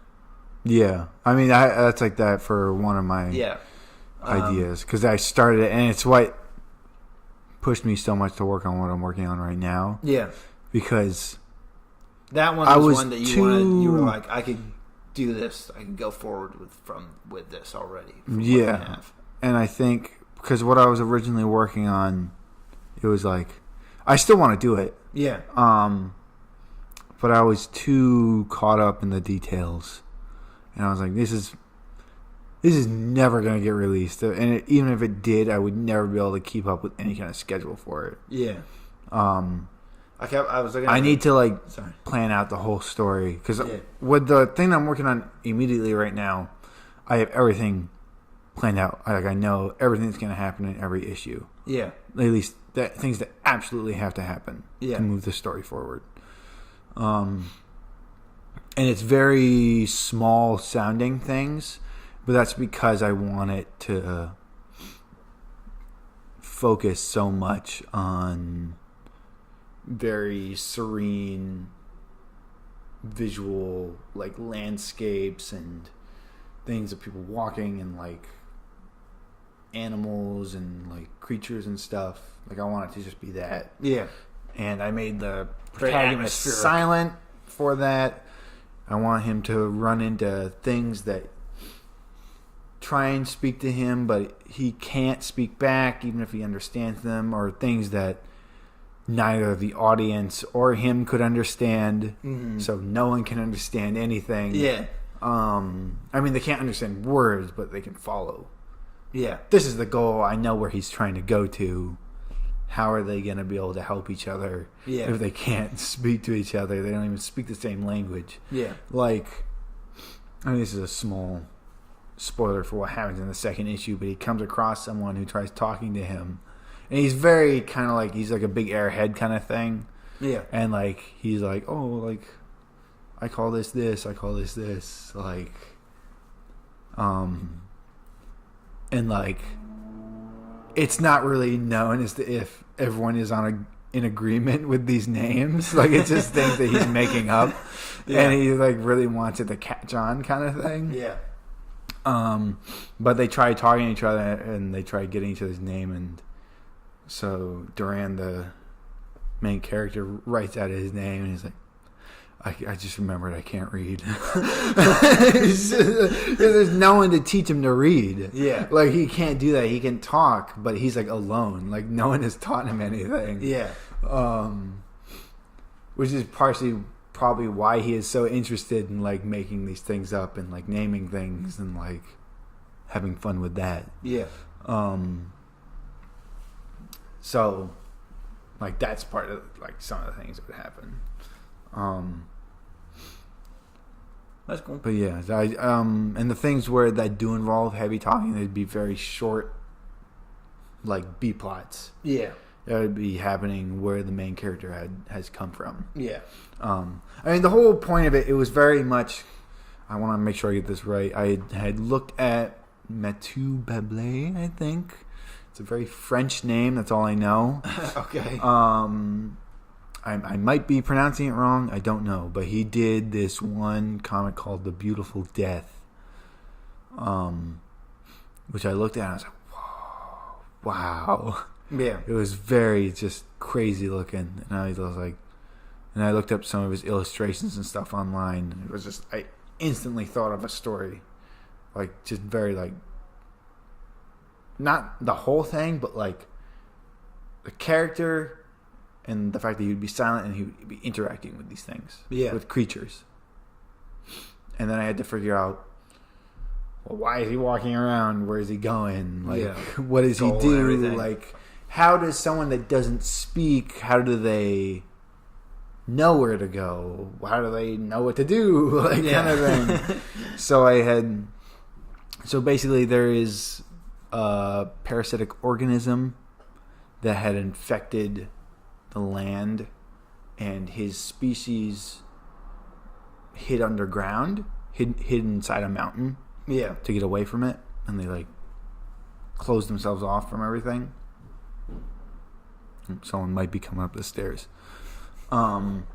Just heard a bang. I don't know. Maybe I should. I don't want to like get into the middle of it and have someone cut me off. You don't want to. I don't know.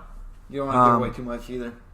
Yeah, I mean, I'm not going to give away everything, but basically, he's trying to get to somewhere to figure out a cure or something, right? To figure out a cure or just find answers, because the way it's set up is his grandfather shows him this timeline sort of thing that's kind of very circular and kind of goes inward. Mm-hmm. It's like, this is what happened, this is why we're in the mountain, this is something that I saw when I was young. I think these things made it, and because his species used to be teachers, that they went to these ancient creatures that when they died, they turned into shrines. Yeah. And they would go and activate them, and they would share knowledge that they weren't able to because they couldn't speak. So they would share the knowledge, and then they were in charge of going out and distributing that knowledge. Mm-hmm. And that's what they used to do. So they were very peaceful, and when the thing broke out, they hid. Yeah. But he thinks that this mountain was built by those shrine creatures. So he thinks it might hold answers. That's it. It was very much just like, oh, kid like notices this and he's sneaks out basically, tries to find his way. Yeah. But he can't talk. He can't ask anyone for directions, basically. Yeah. So that's what it is, and I think it's very relaxed and chill, and it's much different from other ideas that I have in mind. So I'm working on that, and I'm also working on something else that's much smaller. Yeah, this immediate time frame. I mean, there's something else that I want to start as well. But I want to figure out how I would go about doing it, because I either want it to be a screenplay or I want it to be a very short one-off comic. That give the basic idea for it, so someone could be like, "Okay, I want to make a film out of this." Mm. That's it. I don't know. The other idea that I'm working on is a collection of personal comics. Yeah. Of varying degrees and emotional, whatever you would call it. Stability, maybe. I hate to say stability. It sounds like I'm emotionally unstable. But it'd be a collection of that, and I want to call it. And I can't remember the name because I saw this video of someone hugging a seal, and the seal looked like he was really enjoying that hug. No. So I want to call it Animals Want Hugs. So that's what it's going to be called. And the other idea that I want to flesh out, which I have brought up to you before, but I haven't had it in any kind of recorded things, I'm going to say it right now, was it's basically just chess. I don't know if you want the basic thing, chess, it's that. But I want to and it's not so much as little chess pieces running around. It would be little people, but there would also be, since the king and the queen or other pieces are so much bigger than the pawns, they would be weirdly tall in comparison to them, even though this is technically an adult human and this is an adult kind of thing, and it'd be magical and figuring out on a chessboard, like how can a castle move around kind of thing. Yeah. So I worked out weird ways that like the castles are moving and like stuff like that. And the whole story would basically be the idea of needing to get your pawn to the other side to return your queen. Yeah. So that's what the story is. Like that's literally what it is. The queen gets captured and a pawn goes to rescue her. So that's what it is. And I want to call it pawn. And the white pieces would be what you follow. But I don't want I don't want it to be like a weird racial thing, obviously. Yeah, white armor. So yeah, it would just be like white armor. And then the things that they're fighting aren't people. They're like demons with black armor. So that's what it'd be. Maybe a mix of different races. Maybe it would be. The white armor could just be people. Yeah. I don't know. Just I thought it would. Just in my head, I was like, "This is really nice," for some reason. Mm-hmm. Yeah. Maybe that sounds weirder. Now that I say it I out don't loud. I don't know. I definitely want the main character to be black, though. Yeah.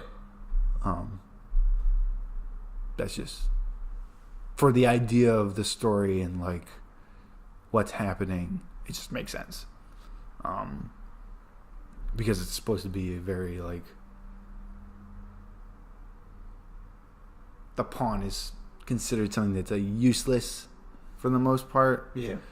And like all the other more important pieces like look down on it and like think it's not capable of something. So I just does this sound horrible out loud? I get it. I don't want it to sound weird. Yeah. I get it. I think. I think on a social level it makes sense. Yeah. And that's what I'm going for.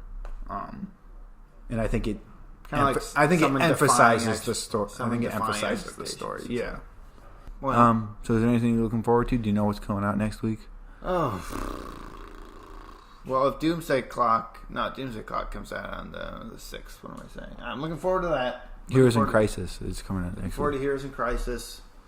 I don't know if it would come out again this month, but maybe I think next month. But I started reading Shredder in Hell. That was something I started reading. Shredder in Hell. Yeah, it's pretty good. Yeah, I picked it up because the cover was like really weird, and I was like, "Damn, that was cool." So I picked it up. The inside art's very different, but it's still nice. It's still very well drawn. Yeah. So that's something I'm looking forward to. Heroes in Crisis. Whenever the heck Doomsday Clock comes out. I'm not really sure of what's coming out next week. Probably another Justice League. You can probably count on that. It's always coming out. Yeah, they seem to be coming out like almost weekly, right? That Yeah. Justice League stuff. I gotta, because I started reading. I mean, we're running kind of long here, but I started reading Batman, Kings of Fear. Yeah. It's, Sam Keith or someone? What the hell is... I know it's Kelly Jones is doing the artwork. Who the hell is Sam Keith? It's like Steven something. Confused. It's like Steven something is doing the writing. I actually really like it. Yeah. I really enjoy the writing, and I really enjoy the art. He's got a weird art style. It's a very weird art style because sometimes it's like, damn, that's really graphic and like awesome looking, and sometimes it's kind of just weird looking. Yeah. And like there was one thing where there was someone like on a computer and they were looking at like a headline or something, and like it literally looked like it was drawn with like crayon or something. Like not literally, but like it looked like someone just kind of scribbled in like the headline, like, "Oh, so and so does this" kind of thing, and it was like looked like it was written in with pencil last minute or something. Yeah, his stuff's very strange. I don't know how I feel about his artwork because there were some shots that were like, "That's really well drawn. Holy shit, that looks amazing." And there are some where it's like, "You could try a little harder there." Like, I don't know why that doesn't look as good. But I'm loving it so far. So I got to pick up the second issue because apparently I didn't pick up the second issue. You have all the other ones. I have all of them, and I guess when the second issue came out, I decided that I wasn't going to try and keep up with it. But then when the third one came out, You thought you I had the forgot second I had this. I didn't get the second issue, and I just got the rest of them after that. So I got to find the second issue. God, what's the...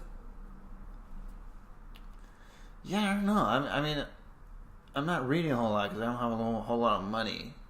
So, I can't really... It would help to know like what's coming out, I guess. I can't keep up with a whole lot of stuff. Yeah. The, any movies? I'm not really... Jeez, I'm just realizing all the stuff that we had a really nice conversation. It became very comics oriented. Yeah. But... I mean, what else? Doom Patrol. Doom Patrol. We didn't really talk about Doom Patrol. I like Doom Patrol. Loving that show. Yeah. That's coming out again next week. I would recommend that. I'm looking at a lot more than Titans. A lot more. I feel like I was very defensive of Titans and being like, oh, it's okay. Nah, but now that I'm saying something that actually is... More time goes by, fun. I'm more like, God, Titans really need some work. And it just came out that it was delayed. I mean, if we're talking about news right now very quickly, like, came out it was delayed. Yeah. Which is good. Yeah, I feel like maybe they're reworking some stuff. Yeah, I don't know. The finale wasn't great, you know. No. Trigun looks like a guy with his hair slicked back. He's just a dude. In a suit. That's stupid. God. Not to get negative, but like, I know we're trying to keep it very... Positive, but on a positive note, there were things that were ideas that they were introducing where I was like, nice, that's so weird. Like, they just didn't go but far then they enough. just didn't go far enough. Like, I was really happy that they had the nuclear family, but then it seemed like they made it backpedaled. weird, but like not weird. It's like they kind of backpedal a little bit. Like, yeah. Oh, they're still like humans. They're just like mind controlled or something, I guess. Yeah. Instead but, of I wanted robots that were built. I wanted robots. Hopefully the second season does something to lighten it up a little bit. And I don't know, the Hawk and Dove thing. Their suits aren't magic. I like the magic. The magic with the... I like... Whenever evil's around. I like Steve... Steve Ditko? I like Steve Ditko's original idea. Yeah. I mean, I have my feelings about Steve Ditko and his politics, but... He had great ideas. You know, he had really cool ideas. And I just feel like... Yeah, I don't know. It feels like they were afraid to go too weird with this show. Yeah. Bring in too many comic booky... Which is weird because Doom Patrol is very weird. No, yeah. And so it's just like what? Why didn't you just go weird? They go into a donkey in the last episode. I feel like because they did that because Doom Patrol is like, if anyone does know that property, it's known as being weird. Yeah. And I feel like with Teen Titans, they had to go, okay, but we got to make it like... They made it too more, CW-y. Yeah. Yeah, it's... I just great though. Yeah, I'm like actively excited for that's the one next of the episode. that's one of the things I don't like about the shows at the moment. I just want them to just go all out. Don't be afraid of your stuff. Yeah, you know, don't be afraid of the comic book stuff. It's not going to make it worse. You know, it's. I feel I do feel like they think. I mean, this. I don't know. I just feel like they think it's going to alienate people. Yeah. But I mean, like, you just got to jump in feet first. I feel like you just made the nuclear family needlessly weird, like complicated. Yeah.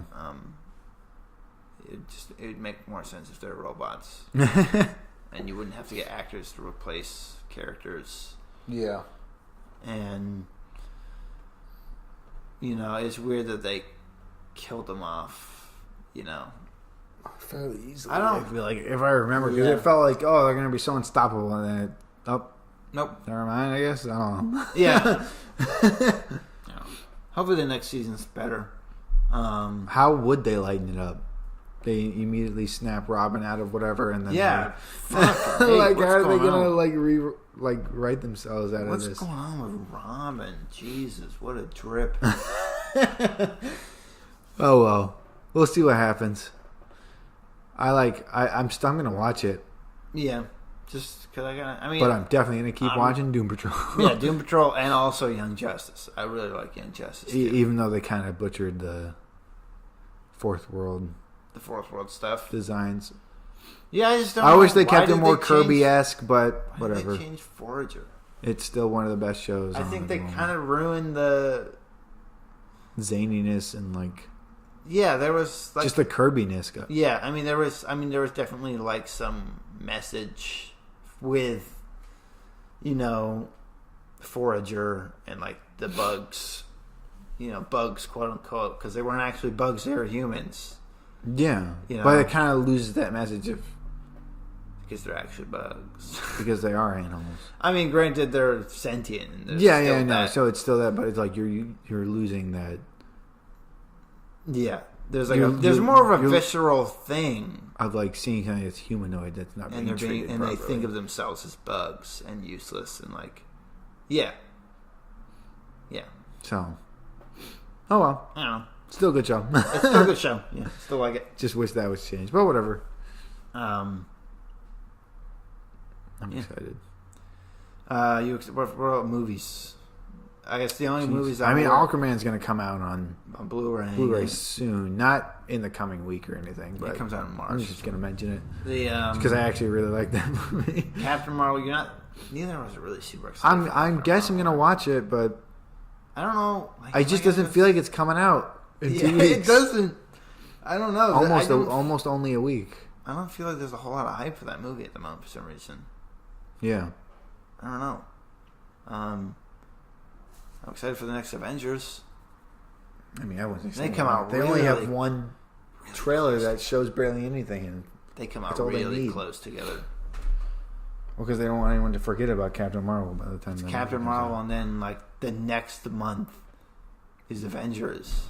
Wait, because they pushed it forward Yeah. again. They tried to act like it was a big surprise. I was like, oh, "That's what you did last time. Thanks, though." Like it was a surprise actually, you we're did it last actually time. done with the movie. Oh, wow. And I don't know why. What made them do that though? I don't know. Are they worried that Captain America isn't gonna? I mean, Captain America. That Captain Marvel. Captain Marvel isn't gonna do well. I mean, maybe that. Maybe they're worried that people aren't going to remember who she is by the time it comes out. I don't know. We'll find out. I gotta figure out if I'm gonna see that movie in theaters. I will. You will? Maybe I'll go see it with you. I don't know. Maybe it'll just be the two of us. It's just because then there's Shazam, and I'm excited for Shazam. Yeah. Um, That's not in the next 2 weeks, though. it's in March though. Is it? Yeah. Shit, damn. People are really liking Alita. I gotta see that, I guess. Yeah. So I don't know. I'm getting mixed reviews. I keep Yeah. getting like some people love it. What just came out? How to Train Your Dragon. Yeah. You gotta see that. I don't know. Yeah. All right, this is like I think this is good. I mean, Yeah. we got some stuff to edit out, so it's not going to be nearly 2 hours long, but it's gonna be about like 140, I think. yeah, probably about that. You know, thanks for everyone who listened to this first one. Yeah. You know, Once again, I'm Aiden. I'm Dylan. Don't know why we made that sound so weird, but We're signing off, I guess. yeah. See Oh wait, you- we should tell people about like Instagrams and stuff like that. Oh, okay, yeah, sure. Go ahead. My Instagram is. Hold on, I always gotta geez, check. he it. doesn't have it I always gotta memorized. say, well, you do your thing. You do your Okay, thing. my Instagram is Twin Man, but you replace the I with a 1 and the A with a 4. I know it's very gamer taggy. That's because I made it when I was in middle school, and I had Xbox Live. That's it. And I'm pretty much that on everything. I'm that on Twitter. I'm that on Instagram. yeah, and my Instagram. This is Dylan speaking now. Is D Thompson? That's THOMSON. No P. No P. Illustration. D Thompson illustration. No capitals. And then I gotta check my Twitter. You know, my Twitter. Your Twitter is DT illustration, I think. Yeah. You made it much simpler. Yeah, it's Unless just DT was taken on Instagram. capital D, capital T illustration. That's my Twitter. So, if anyone wants to follow me on that thing. I've just recently been more into using Twitter. Yeah, I only post it when I go to like these events and stuff like that, or you know. I mean, like I do other things. Like I post my artwork there now. Yeah. On the Instagram, you can check my progress on the Animals Want Hugs. Because that's mainly where I've been posting it for the most part. Just because it's something that I can do daily. Or at least almost daily. It's not daily, but almost daily. So yeah. This has been Comics Krackle. Yeah, thanks for listening. Krackle with a K. I mean, you'll see it in the title, but It's just so you don't forget. I guess I gotta make a thumbnail for this or something, and yeah. Thank you for listening. We could both make. Hope to see you next week. Yep. I mean, we plan on recording, so at least I plan on recording. Yeah. All right, see ya. Bye.